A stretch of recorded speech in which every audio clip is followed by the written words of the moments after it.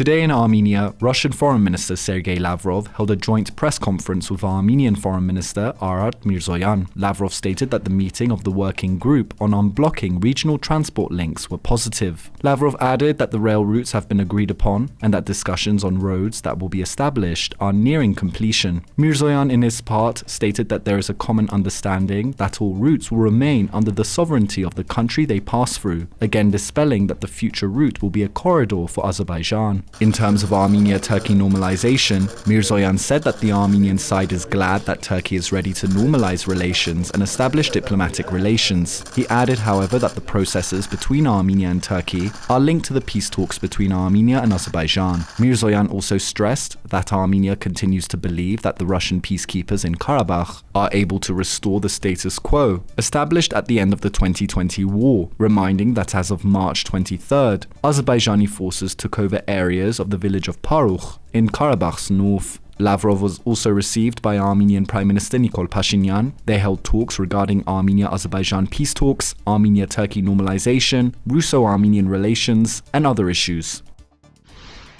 And in today's government session, the government approved amendments that would change the structure of Armenia's defense apparatus. The Chief of Staff of the Armed Forces, the highest rank in the military, will also be the Deputy Defense Minister and subordinate to Defense Minister Suren Papikyan. Papikyan stated that the armed forces should be engaged in combat readiness, combat effectiveness, and protecting the borders. Papikyan said that any other tasks, such as improving the state of the army, should be performed by other civilian departments of the ministry. All possible tasks can be delegated and will be. As a result, our armed forces will have more time to accomplish their mission, Papikyan said.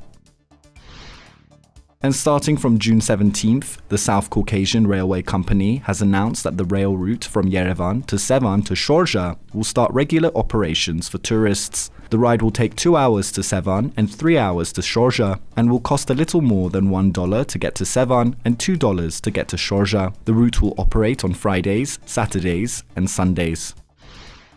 And according to the Armenian Parliament's chairman of the Standing Committee on Economic Affairs, a record number of companies set up shop in Armenia between March and April. According to the Statistical Committee, 2,735 LLCs were registered in the country between April to May 2022. In the same period last year, 1,541 companies were registered in the country. Thus, the increase is about 50%. Moreover, the central bank is reporting that in April, $358 million was transferred from abroad into Armenia. In the first 4 months of 2022, a total of $919 million were transferred into the country.